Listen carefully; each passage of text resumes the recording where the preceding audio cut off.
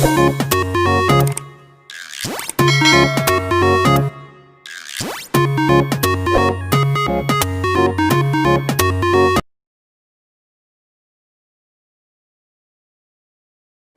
Students, आशा करती हूँ कि आप सारे लोग बहुत अच्छे होंगे और सारे ही अपने घरों में एकदम से सुरक्षित होंगे। Welcome to my YouTube channel Kiran Aadi Shiksha, जहाँ पर हम स्टडी कर रहे हैं एनसीईआरटी क्लास 8 का चैप्टर नंबर 8, जिसका नाम है कंपेयरिंग क्वांटिटीज़। इसकी कई सारी वीडियोस में पहले बना चुकी हूँ। हम एक्सरसाइज नंबर 8.1 भी कर चुके हैं। अगर आपने प्रीवियस वीडियोज़ नहीं देखी है तो आप फटाफट से चैनल को सब्सक्राइब कीजिए। वहाँ पर मैंने 8th क्लास की एक प्लेलिस्ट बनाई हुई है, वहाँ पर जाकर आप उन वीडियोज़ को देख सकते हैं, सो दैट कि आपको स्टार्टिंग से चैप्टर समझ में आ जाए, क्योंकि बीच में से समझेंगे तो समझ में नहीं आएगा, क्योंकि मैंने इसके बेसिक कंसेप्ट, इसके फॉर्मूलाज वगैरह जो इसमें यूज़ होते हैं वो सारे एक ही दिन एक साथ बता दिए थे। इसके अलावा इससे पहले भी मैं 7 चैप्टर्स जो पढ़ा चुकी हूँ, उन सब की वीडियोज़ छोटे छोटे पार्ट्स में वहाँ पर उपलब्ध हैं, जो आपको बहुत फ़ायदा करेंगे और लॉकडाउन में आप आराम से घर बैठे अपनी स्टडीज़ को कंटिन्यू कर सकते हैं। साथ ही क्लास 6 to 10th के लिए सारी ही क्लासेस की मैथ्स की वीडियोज़ वहाँ पर उपलब्ध हैं, तो आपके छोटे बड़े भाई बहन भी इसका फ़ायदा ले सकते हैं। तो हम शुरू करते हैं। हम लोग एक्सरसाइज नंबर 8.2 कर रहे थे और 8.2 का जो है मैंने 8 क्वेश्चन बता दिए थे। 9th क्वेश्चन हमने करना है, समझिए इसको। हम प्रॉफिट एंड लॉस से रिलेटेड क्वेश्चंस को कर रहे हैं।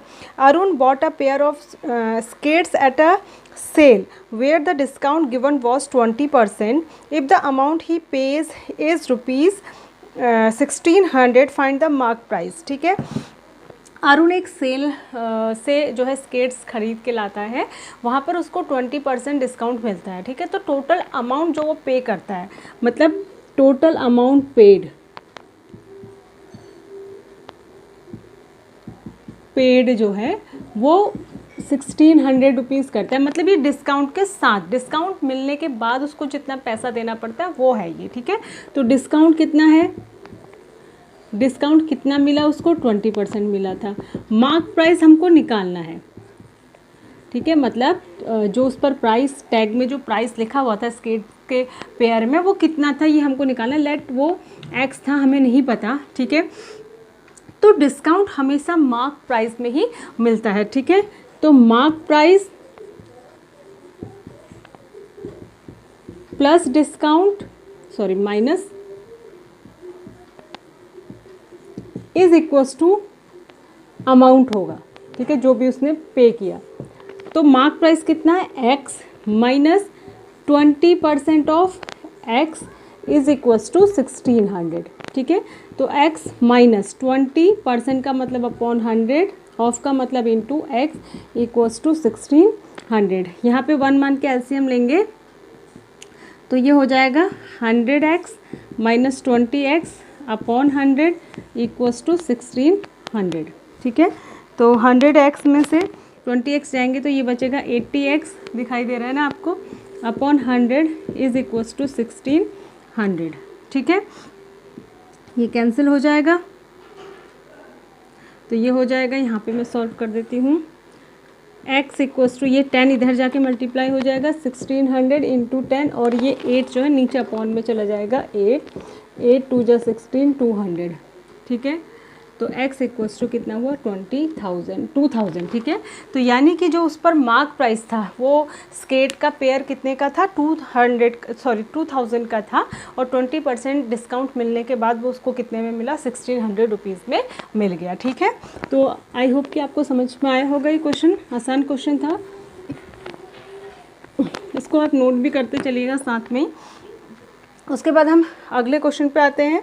अगला क्वेश्चन है, I purchased a hair dryer for rupees 5400 including 8% VAT.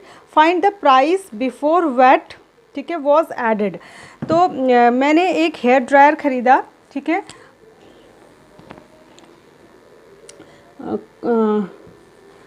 Cost of hair dryer with VAT, value added tax, जो टैक्स लगता है उसके साथ मैंने ख़रीदा 5400 का।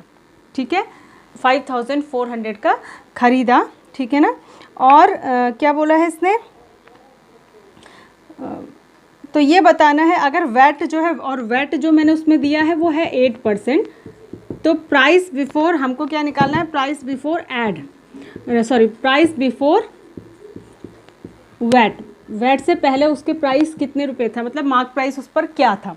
ठीक है, तो हम देखो डिस्काउंट को तो माइनस करते हैं क्योंकि डिस्काउंट जो है वो कम हो जाता है, लेकिन टैक्स तो ऐड होता है ना, तो टैक्स को ऐड करेंगे। तो हम लिखेंगे लेट मार्क प्राइस, मान लिया उस पर जो टैग प्राइस टैग लगा था उस पर एक्स रुपीज़ लिखा हुआ था। ठीक है, तो मार्क, तो फॉर्मूला क्या बनेगा, mark price plus VAT is equals to total cost जो हमने पे किया। ठीक है, तो मार्क प्राइस हमने x प्लस वैट कितना दिया 8%, किसका 8% दिया, इसी का मार्क प्राइस का ही, इज इक्वल्स टू टोटल पैसे हमने कितने पे किए 5400। ठीक है, तो x प्लस 8% माने अपॉन 100 ऑफ मतलब मल्टीप्लाई x इक्वल्स टू 5400। ठीक है, तो ये इधर 1 मान के जब एलसीएम लेंगे तो ये हो जाएगा 100x प्लस 8x, और ये जो 100 है वो होल अपॉन आ जाएगा, दिखाई दे रहा है आपको। ठीक है, इज इक्वल्स टू 5400, तो ये हो जाएगा 108x अपॉन 100 इक्वल्स टू 5400। ठीक है, तो यहाँ से ये 100 उधर चला जाएगा तो x इक्वल्स टू हो जाएगा 5400 इंटू 100 ओवर 108।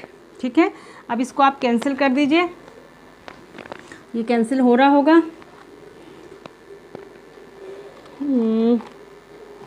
किससे हो रहा है, ये 6 हो रहा है, 900 फिर हो जाएगा 9 से,